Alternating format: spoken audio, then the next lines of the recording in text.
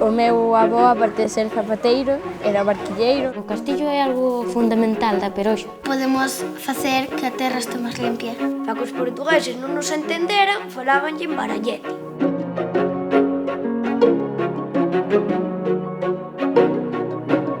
Para mí é mucho mejor calidad de vida que en una ciudad. Hai moitas cosas divertidas que hacer no rural. Revolcarnos polo suelo. Somos moito de manualidades. Un dos pobos máis bonitos de España. As cidades non me gustan, a verdad.